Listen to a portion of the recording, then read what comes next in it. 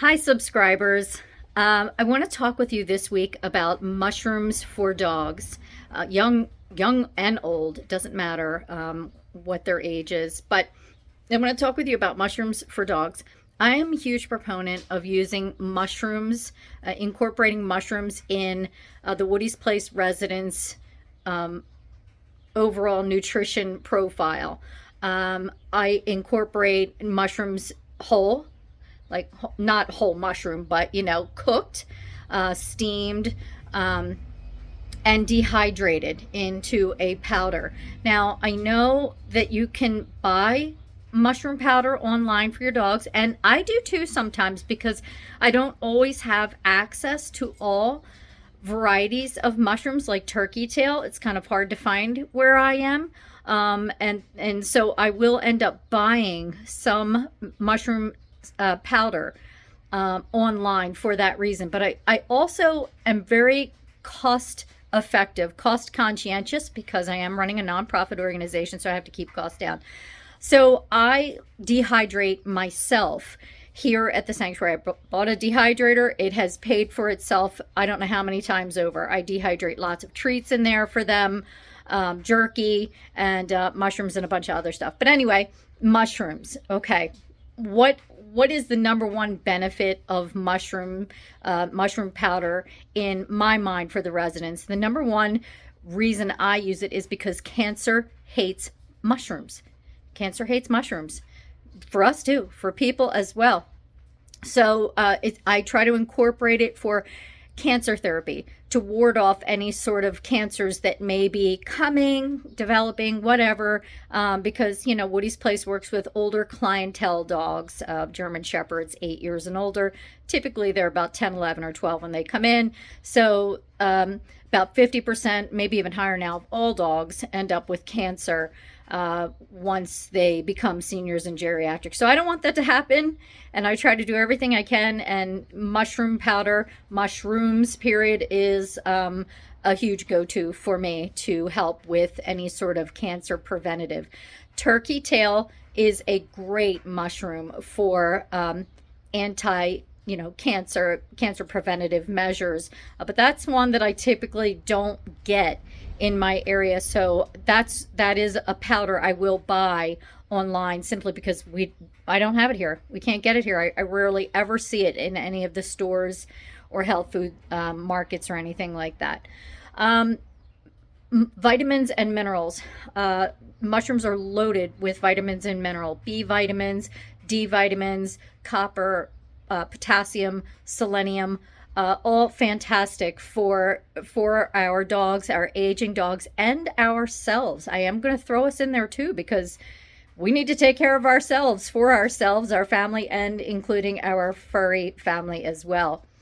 Fiber, lots and lots of fiber. And, that's another thing that, you got to beef up fiber in your diet to keep you healthy, wealthy, and well. And same with our dogs. They need fiber, particularly if they are kibble, processed food fed dogs. And I'm not shaming anybody there. I'm just trying to meet everybody where they're at.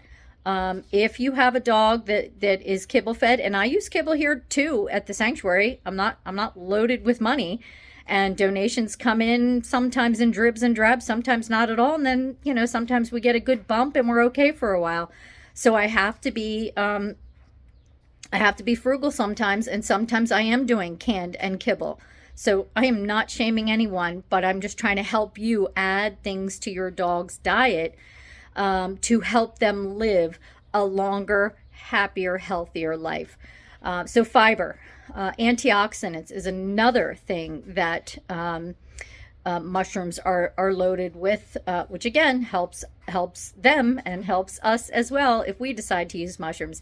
And also it's an immune system support measure. Keeping their immune system strong is paramount. Once if they're not getting their nutritional needs met, or they're not getting additive supplements, or added like mushroom or CBD oil, they start to get sick. their body starts to break down, their cells start to break down, their immune system starts to tank out. And once that happens, that's really when the big C starts creeping in. So yeah, mushrooms are good for all of that. All right. So I'm going to show you how I do it, how I dehydrate mushrooms. Okay, so let me show you what I grabbed here. So I have portobello mushrooms, I have shiitake mushrooms, and I have cremini mushrooms. Now, cremini mushrooms, they're harvested later than white mushrooms, but earlier than portobello mushrooms, and I think they're actually called like baby bella mushrooms. But this is what I have here. This is what I picked up at the store this week. And again, sometimes there are other varieties, and I will grab them. But any sort of mushroom is better than none at all. I always try to do a variety of mushrooms. All right. So as you can tell, I've diced up. Oh, got a little piece of plastic in there. I've diced up all the portobello mushrooms, and now I'm just gonna kind of push them back in the container from which they came as I cut up the others. And I'm making a mess here. I've never been very good at fine motor skills. So not sure how many of you know this, but I have ADHD, and part of my issue is fine motor coordination. So I used to be really embarrassed about it. Now I just don't care. I just try to do the best I can. But yeah, fine motor skills have never been my strong suit. And that's okay. You know, life has not been easy being a neurodivergent, but what I'm good at, I excel at, and what I'm not good at, I'm terrible at. All right, so these are the cremini mushrooms, and I'm just going to cut them up here. Again, you want the slices to be about 1/4 of an inch thick. I like to dice mine. It makes it a little bit easier to cut them up, I find, beforehand as opposed to afterwards, to fit them in the food processor, although they are pretty crumbly afterwards too. But they take less time. The smaller the pieces, the quicker the dehydration time. All right, so these are the cremini mushrooms. And again, I always try to do a variety of mushrooms in my mushroom powder for the residents. It's you know, just a fuller profile of vitamins, minerals, and all that good stuff. Okay, so that looks good to me. All right, actually I just got a silicone bowl to put everything in, and my food scraper. All right, now on to the shiitake. And again, just doesn't have to be picture perfect. Try not to lose any more fingers in the process. I mean, a lot of you may notice I don't have the top of my left thumb. I'm always amazed. I'm always amazed when people like just flat out ask me about it. It's like, wow, I would never think to ask anybody who lost a body part, like, gee, what happened? But anyway, I will tell you. Back in 2012, a Woody's Place resident who was choking on a pedigree dentist stick. That someone had donated a bag of pedigree dentist sticks. I didn't know too much about them back then, but I was certified in canine Heimlich maneuver and CPR. And poor boy was full on choking, but he was bucking like a bronco, smacking his head against the wall and whatnot. And time was ticking, and I stuck my finger in his mouth and I grabbed it. I was able to grab it. He had a gag reflex, and it sort of came back up, and as he had that gag reflex and I grabbed it, he bit the top of my thumb off. So I ended up it couldn't be saved. I ended up having surgery on it and whatnot. It was very painful. It was a very painful recovery. Took about 3 months. And then I had a bunch of phantom pains and stuff like that. I'm going to mix these up. Again, there's like three different varieties in here. I'm going to mix them up. So, yeah. So anyway, it was very, very painful. And there is such a thing as phantom pain, because I felt sometimes, you know, over a decade later, I still feel like it's there. And it's not. And I have to remind myself it's not there. And it hurts in the cold. It gets very, the nerves are messed up in it. But he lived. I'm happy to say that resident lived. He went on to live for a while longer. But just FYI, I don't ever give those dentist stick things, greenies, pedigree, nothing like that. The heck with that. I don't have enough fingers to spare. All right, so there we go. Okay, so you can see diced. They're not super thick. The pieces aren't super thick. Nothing's more than like 1/4 of an inch. So now I'm going to put these in the dehydrator. All right, now I have an actual food dehydrator. It's like 5 tiers. I can fit a lot in there, but this isn't that much. Okay, so I am going to use my Ninja here. Now, this is like, as you can see, it's just like a bunch of stuff, but it is a dehydrator as well. And there's no need to use a whole lot of electricity if you don't have to. So I am going to put the mushrooms in this right here, this wire mesh pan, and then I'm going to dehydrate them in the Ninja. This is the first time I'm going to use this to dehydrate. I've never used it to dehydrate, so hopefully it goes well. All right, so, okay. Now, I dumped them on here. And I'm just going to spread them out. Actually, that's more than I thought. It really, that might be too big. I'm going to try it. That's a little bit thicker than I would like. Usually I just, you know, I leave a lot of space for air to get up in there. But I'm going to give it a try. And I'm going to see how it goes. So, all right. So now let's see. Turn this. Oh, boy, that just flipped through pretty quick. Dehydrate.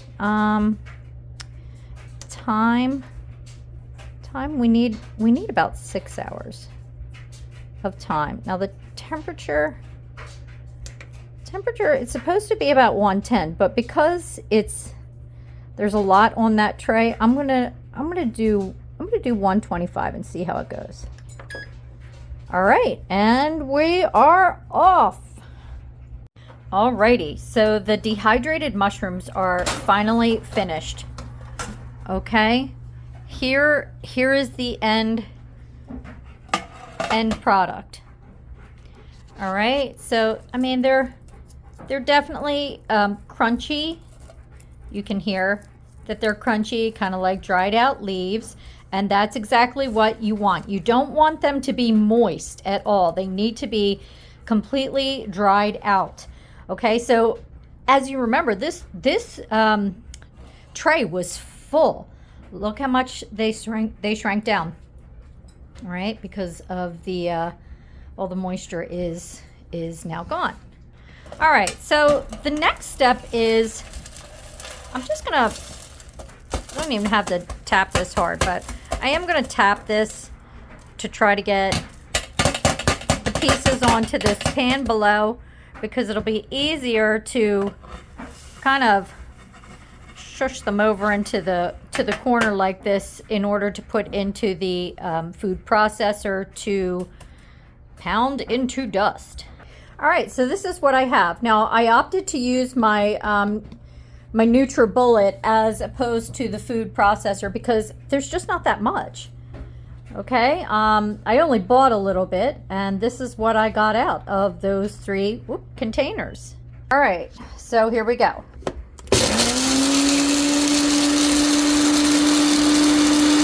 right, you can see it's turning into dust. Okay, so that didn't even take very long, maybe 15 seconds or so. And that's all I got out of all of that, all of those containers, those three mid-sized containers. They weren't huge, but they weren't teeny tiny either. So maybe half a cup. All right, talk about being able to eyeball. That is half a cup right there. So that's what I got out of all of those mushrooms. Okay, and then I put this lid on it, and you can see it's like a shaker, and then I just shake it on their food. So I'm aiming for approximately a quarter of a teaspoon of the dehydrated mushroom powder per 25 pounds of dog. So Lil, for instance, Lil would get Lil, you know, she's pretty light now. She's probably like about 35 pounds. So I would probably give her like a third of a teaspoon in her food once a day. Okay, and my own personal German Shepherd, Sasha, she is now about 75 pounds, so I would give her 3/4 of a teaspoon of mushroom powder one time a day. And they don't mind. I just mix it right in their food. I don't even think they know it's in there. And I'll tell you what, it smells really, really good. Odd thing about it. So I just had a friend of mine who bought marinated mushrooms, and she is just in love with them, and she's like, they smell like steak, they smell like steak. And I said, I've been saying that all along, that even when I'm dehydrating the mushrooms, it smells like steak. So maybe that's what the dogs think, I don't know. But there you go. This was pennies on the dollar, as opposed to buying supplements online. I get it, sometimes you have to buy supplements because you can't get a huge variety of mushrooms like me. But listen, like shiitake mushrooms, portobello mushrooms, white mushrooms, they're all good. They're all good. You don't want to go like foraging in the woods and picking mushrooms if you don't know what they are, because that could be deadly. So don't do that. But definitely look in your grocery store, see what they have, try to incorporate a few different varieties in the process of dehydrating. And by the way, I had set that for 6 hours at 125 degrees Fahrenheit, and it took about 2 more hours, and it was because I had them like kind of piled on top of each other, which you don't want to do. I didn't think there was going to be that many, and I certainly thought that this pan that I was using was big enough, but it wasn't. So it did take longer, just FYI. And again, if you're going to dehydrate, start out around 110, 115, maybe 120 for mushrooms, about 6 hours. Check on them, see how they are. If they're soft, if they're pliable, if they still feel like there's moisture in there, they're not done. Right? You want them crunchy like a leaf. That's how you want them. And then this is how they turn out. All right, so there you go. Mushroom powder. Pennies on the dollar, and your dogs will thank you for it. And you should use it too. If you make smoothies or whatever, put it in your smoothie.